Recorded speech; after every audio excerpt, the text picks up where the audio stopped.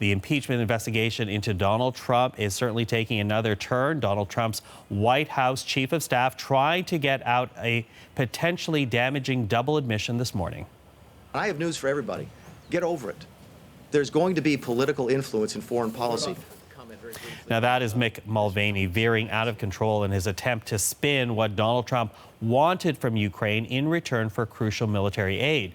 Now he went off course in a news conference that was already controversial. Mulvaney was announcing that the next G7 would be held at Trump's Florida Gulf Resort, a potentially lucrative opportunity for the property that the president would profit from. And with that, let's bring in our senior Washington editor, Lindsay Duncombe. So, Lindsay, good morning to you. So here we have Mick Mulvaney trying to take back what he admitted to about Donald Trump and what Trump wanted from that phone call with the Ukrainian president. Let's start with that. Just what is the White House chief of staff saying? What did he say?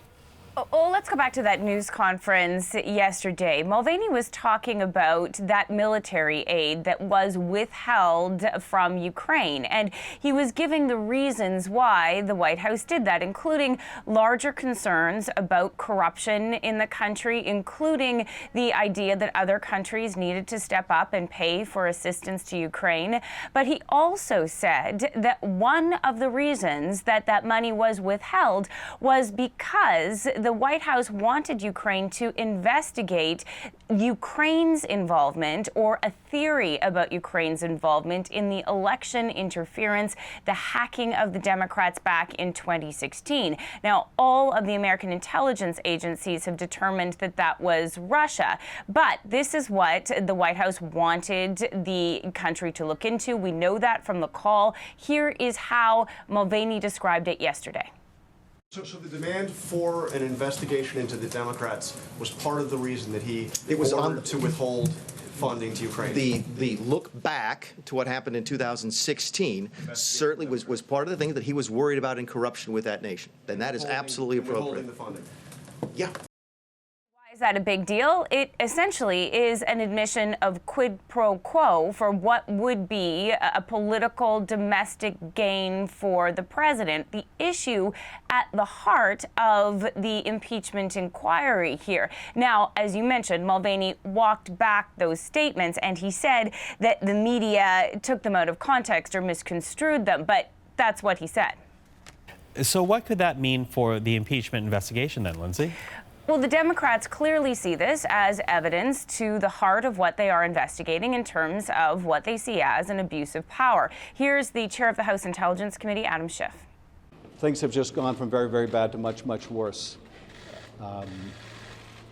The idea that vital military assistance would be withheld for such a patently political reason, for the reason of serving the president's re-election campaign, is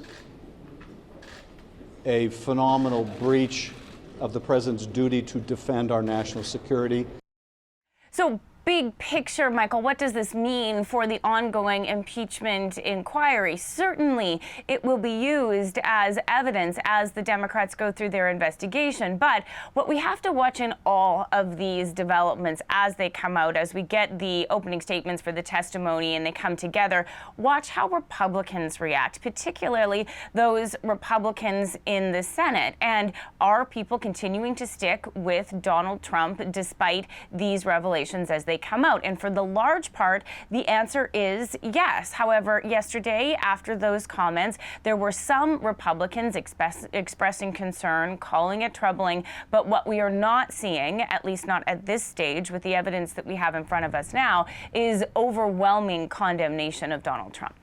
Lindsay, thank you for that. Our senior Washington editor, Lindsay Duncombe.